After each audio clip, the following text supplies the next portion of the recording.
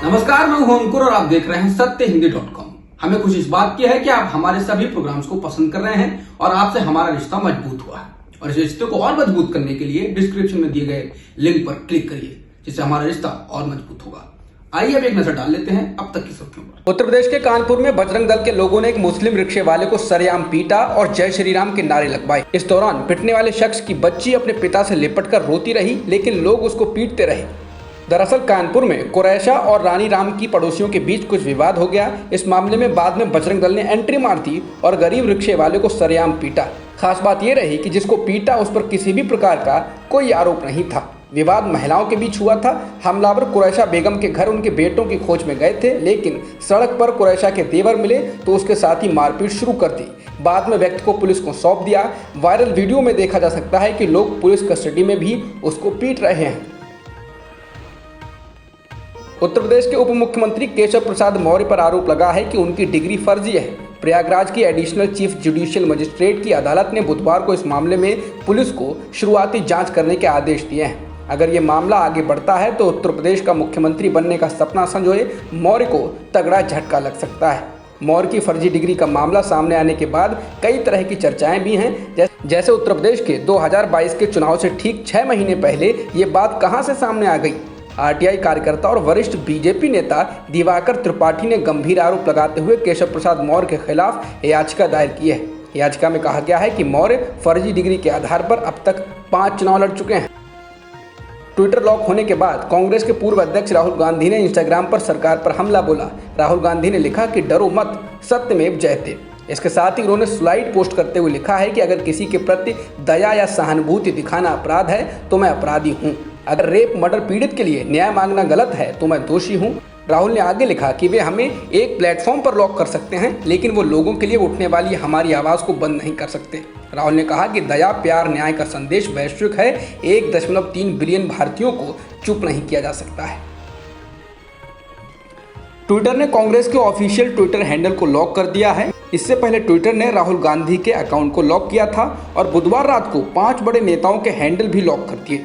बीते शनिवार से राहुल का ट्विटर हैंडल लॉक होने के मुद्दे को पार्टी लगातार उठा रही है। जिन 5 बड़े नेताओं के ट्विटर हैंडल लॉक किए जाने की बात पार्टी की ओर से कही गई है, उनमें मीडिया विभाग के प्रभारी रणदीप सुरजेवाला, राष्ट्रीय महासचिव अजय माकन, लोकसभा में पार्टी के विप मणिकम टैगोर, पूर्व केंद्रीय मंत्री भवन जितेंद्र सिंह और महिला कांग्रेस के अध्यक्ष सुष्मिता देव का नाम शामिल है। इसके अलावा कांग्रेस के सोशल मीडिया प्रमुख रोहन गुप्ता का कहना है कि ट्विटर पर करीब 5000 कांग्रेस कार्यकर्ताओं के ट्विटर अकाउंट लॉक कर दिए गए हैं। राहुल गांधी के ट्विटर अकाउंट लॉक होने के बाद अब कांग्रेस के नेताओं ने ट्विटर पर अपना नाम और प्रोफाइल पिक्चर बदलना शुरू कर दिया है। यूथ कांग्रेस के प्रमुख श्रीनिवास ने अपने ट्विटर अकाउंट का नाम राहुल गांधी रख लिया है और उन्हीं की फोटो भी लगा दी है। प्रियंका गांधी ने भी अपने ट्विटर अकाउंट पर राहुल गांधी की फोटो लगा दी है। इसके अलावा यूपी के कांग्रेस अध्यक्ष अजय कुमार लल्लू, अलका लांबा समेत बाकी नेता भी ऐसा ही कर रहे हैं। श्रीनिवास ने ट्वीट किया है कि तुम कितने ट्विटर अकाउंट रोकोगे, हर कार्यकर्ता राहुल गांधी की आवाज़ बनकर तुमसे तीखे सवाल पूछेगा। आइए मिलकर इस जन आंदोलन का हिस्सा बनते हैं। संसद के मानसून सत्र में सरकार को लगातार अपनी सियासी कदमताल से हिलाने वाले विपक्षी दलों ने गुरुवार को विजय चौक से संसद तक पैदल मार्च निकाला है। मार्च में कांग्रेस सांसद राहुल गांधी, आरजेडी सांसद मनोज झा सहित 15 दलों के नेता शामिल रहे। पैदल मार्च से पहले विपक्षी दलों के सांसदों ने बैठक भी की। इसके बाद हुई प्रेस कॉन्फ्रेंस में राहुल गांधी ने कहा कि जनता की आवाज़ को दबाया जा रहा है। राहुल ने एक बार फिर पेगासस जासूसी मामले को उठाया और कहा कि लोगों के फ़ोन में पेगासस स्पाईवेयर है और प्रधानमंत्री देश को बेच रहे हैं। उन्होंने कहा कि राज्यसभा में पहली बार सांसदों की पिटाई की गई है। बाहर से लोगों को बुलाकर सांसदों के साथ मारपीट की गई। उन्होंने कहा कि सभापति की जिम्मेदारी सदन को चलाने की है, लेकिन उन्होंने ऐसा नहीं किया।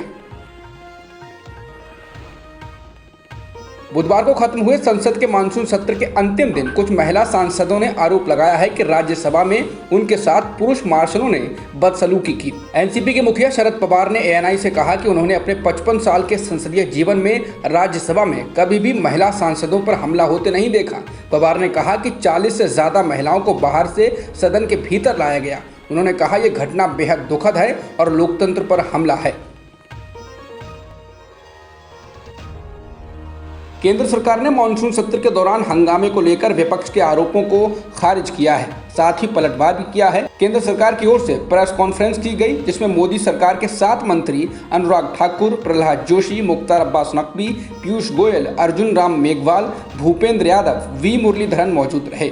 केंद्रीय मंत्री अनुराग ठाकुर ने कहा कि विपक्ष ने कामकाज में बाधा डाली। संसदीय कार्य मंत्री प्रहलाद जोशी ने कहा कि हमने विपक्ष से निवेदन किया कि वह कम से कम मोदी सरकार में शामिल नए मंत्रियों का परिचय होने दे, लेकिन विपक्षी सांसद हंगामा करते रहे। जोशी ने कहा कि विपक्षी सांसदों में अगर थोड़ी भी समझ है तो उन्हें देश से माफी मांगनी चाहिए। कांग्रेस की कार्यकारी अध्यक्ष सोनिया गांधी ने बीजेपी और केंद्र सरकार के खिलाफ विपक्षी दलों को एकजुट करने और विपक्षी एकता को ठोस करने के लिए विपक्ष के नेताओं की एक बैठक बुलाने का फैसला किया है। इसके तहत पहले एक वर्चुअल बैठक की जाएगी और उसके बाद एक डिनर रखा जाएगा। 20 अगस्त को होने वाली इस बैठक में पश्चिम बंगाल की मुख्यमंत्री ममता बनर्जी, महाराष्ट्र के मुख्यमंत्री उद्धव ठाकरे, झारखंड के मुख्यमंत्री हेमंत सोरेन और तमिलनाडु के मुख्यमंत्री एम.के. स्टैलिन को न्योता दिया गया है। इसके अलावा राष्ट्रवादी कांग्रेस के नेता शरद पवार को भी आमंत्रित किया गया है। शिवसेना नेता संजय राउत ने इसकी पुष्टि करते हुए कहा कि विपक्ष एकजुट है। जातीय जनगणना को लेकर विपक्षी दलों की ओर से मोदी सरकार पर दबाव बनाने के बीच बीजेपी के अंदर से भी इसे लेकर आवाज उठ रही है। बिहार की नीतीश सरकार में बीजेपी के कोटे से मंत्री राम सूरत राय ने कहा है कि जातीय जनगणना कराई जानी चाहिए। 2 दिन पहले ही बीजेपी की सांसद संघमित्रा मौर्य ने लोकसभा में जातीय जनगणना कराने का समर्थन किया था। राय ने कहा है कि आने वाले समय में जातीय जनगणना भी होगी और जनसंख्या नियंत्रण कानून भी बनेगा, लेकिन ऐसा वक्त आने पर ही होगा। हालांकि उन्होंने ये भी कहा कि शीर्ष नेतृत्व ही इस बारे में फैसला लेगा। बॉलीवुड अभिनेत्री शिल्पा शेट्टी की मुश्किलें बढ़ती जा रही हैं। उनके पति राज कुंद्रा अश्लील फिल्म रैकेट मामले में जेल में बंद हैं और अब धोखाधड़ी मामले में यूपी पुलिस शिल्पा शेट्टी से पूछताछ करना चाहती है। लखनऊ के हजरतगंज और विभूति खंड पुलिस स्टेशन में शिल्पा शेट्टी और उनकी मां सुनंदा शेट्टी के खिलाफ पिछले साल एक FIR दर्ज कराई गई थी और पुलिस उसी मामले में उनसे पूछताछ करना चाहती है। दरअसल आयोसिस वेलनेस सेंटर घोटाले में शिल्पा और उनकी मां सुनंदा शेट्टी पर 2 मामले दर्ज किए गए थे। लखनऊ के एडिशनल DCP कासिम आब्दी का कहना है कि 19 जून 2020 को ज्योत्सना ने आयोसिस कंपनी की चेयरमैन शिल्पा शेट्टी कुंद्रा और उनकी मां के खिलाफ 1 करोड़ 69 लाख हड़पने का मुकदमा दर्ज कराया था। एक अमेरिकी रक्षा अधिकारी ने अमेरिकी इंटेलिजेंस का हवाला देते हुए कहा है कि तालिबान लड़ाके अगले 30 दिनों में अफगानिस्तान की राजधानी काबुल को अलग कर सकते हैं और संभवतः 90 दिन के भीतर वो इसको अपने कब्जे में ले सकते हैं। रॉयटर्स से नाम छुपाने की शर्त पर बात करते हुए अधिकारी ने यह भी कहा कि ये पहले से तय निष्कर्ष नहीं हो सकता है कि अफगान सुरक्षा बल अधिक प्रतिरोध करके स्थिति को उलट दें। बता दें, यूरोपीय संघ के एक वरिष्ठ अधिकारी के अनुसार तालिबान ने अब तक अफगानिस्तान के 65% हिस्से पर कब्जा कर लिया है और 11 प्रांतीय राजधानियों को लेने की धमकी दे रहा है। रॉयटर्स ने खबर दी है कि तालिबान लड़ाकों ने एक और प्रांत गजनी पर नियंत्रण कर लिया है। ये 9वां प्रांत है जो इस चरमपंथी गुट के कब्जे में आ गया है। गजनी प्रांतीय परिषद के प्रमुख नसीर अहमद फकीरी ने समाचार एजेंसी AFP से कहा कि तालिबान ने शहर के प्रमुख क्षेत्रों, गवर्नर के कार्यालय, पुलिस मुख्यालय और जेल पर नियंत्रण कर लिया है। शहर के कुछ हिस्सों में लड़ाई चल रही है, लेकिन गजनी शहर के ज़्यादातर इलाके विद्रोहियों के नियंत्रण में हैं। अब तक की खबरों में इतना ही। बाकी खबरों के लिए बने रहिए सत्यहिंदी.com के साथ। सत्य हिंदी का ऐप डाउनलोड करें गूगल प्ले स्टोर पर।